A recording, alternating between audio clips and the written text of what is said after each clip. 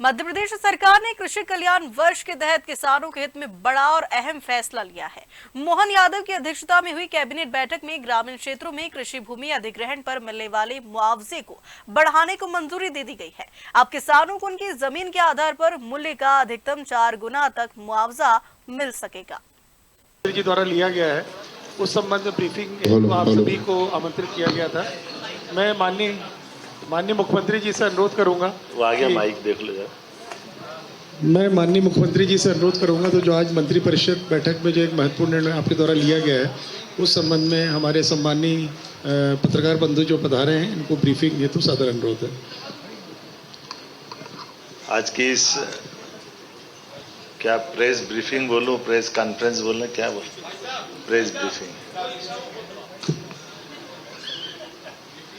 आपका धन्यवाद। मैं इन शब्दों के मायने पूछ रहा था कि ये कहाँ तक उड़ने देंगे।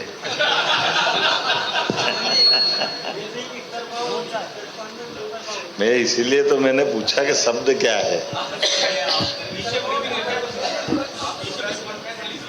है ना। तो अभी मैं आज की इस प्रेस ब्रीफिंग के साथ थोड़े से संवाद भी जोड़ लेंगे, चिंता मत करो।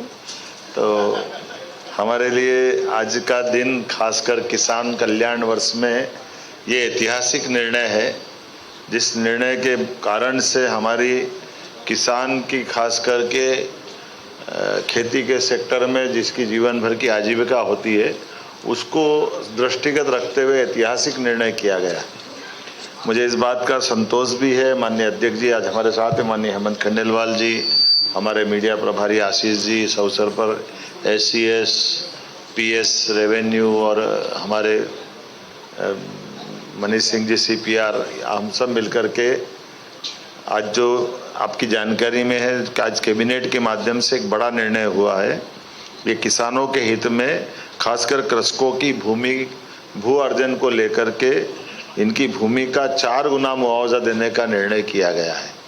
ये हमारे राज्य का एक ऐतिहासिक निर्णय है, इसको सरल भाषा में इसको फैक्टर 1 से बढ़ाकर 2 करना बोलते हैं, जिसके कारण से किसानों को उनकी भूमि का अधिक न्याय संगत और सम्मानजनक प्रतिकर मिलने का, अर्थात इसमें जिस किसी की भूमि का अर्जन होगा उसको उस गाइडलाइन के मुआवजे से ग्रामीण क्षेत्र में 4 गुना दिया जाएगा।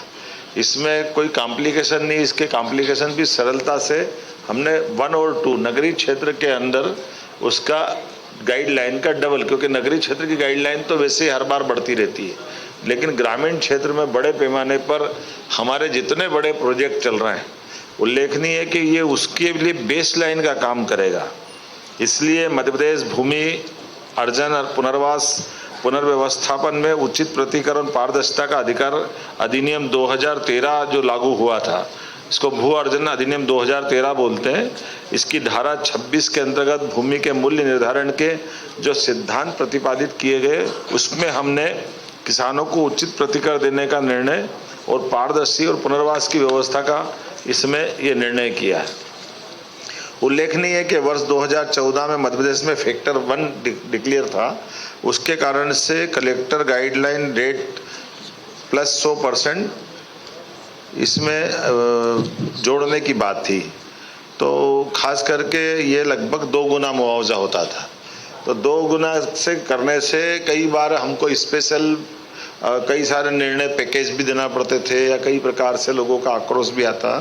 तो इसलिए अब हमने इसमें सरलीकृत रूप से ग्रामीण क्षेत्र में 4 गुना और शहरी क्षेत्र में 2 गुना, तो शहरी और ग्रामीण में समान रूप से इसको एक तरह से पहले लागू किया था, लेकिन अब हमने थोड़ा संशोधन किया, क्योंकि गांव की और शहर के अंदर जमीन आसमान का अंतर होता है। और खास करके हमने सबने देखा कि इसके कारण से हमारे विकास के कई सारे बड़े प्रोजेक्ट भी प्रभावित हुए हैं, क्योंकि जब असंतोष होता है, थोड़ा मन में भाव आता है, तो उसका असर पड़ता है।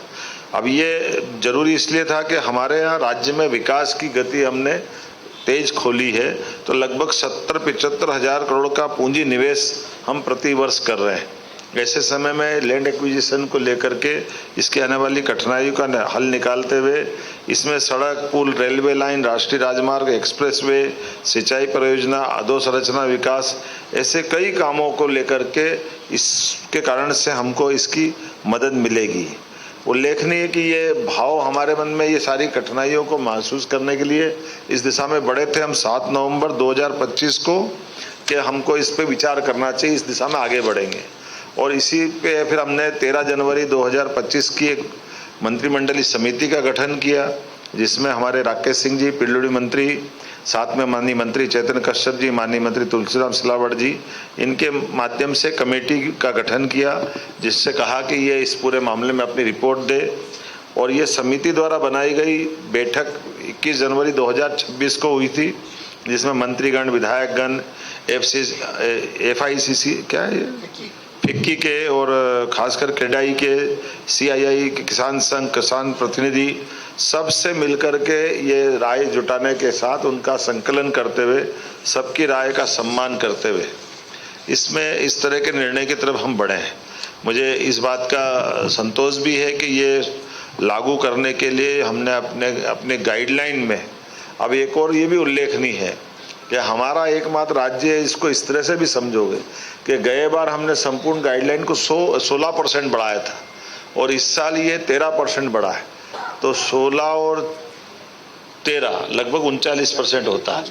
और ये अपने आप में लगभग 120% के आसपास होगा, तो इसका भी 4 गुना देंगे। तो ये किसानों की साइड में वास्तव में एक तरह से हमारे सारे निर्णयों को लेकर के काफ़ी प्रभावी होने वाला है। और इसके बाद गजट अधिसूचना के बाद सभी भूअर्जन के आदेशों पर इसको लागू करने के लिए हम अधिसूचना जारी कर रहे हैं। और साथ ही साथ पीडब्ल्यूडी की 1281 हेक्टेयर भूमि, जिसका हम लगभग 742 करोड़ का, ये 3 साल का रिकॉर्ड है पिछले, जो कुल लगभग 10,000 करोड़ का है। अब ये बदलते हुए हम ये वैसे, मैं अगर अलग अलग आंकड़े अलग अलग विभागों को बताता हूँ तो ये MPRDC का 1573 हेक्टेयर का लगभग 2,500 करोड़ का मुआवजा था। और ये NHI है ना, इसका 7,500 हेक्टेयर से लगाकर 6,000 करोड़ का था। तो अब ये सीधे सीधे आप इनको अगर अपन जोड़ेंगे तो ये अपने आप में बड़ा आंकड़ा हो जाएगा, जिसको बोलने में भी अच्छा नहीं लगा, लिखने में अच्छा लगेगा।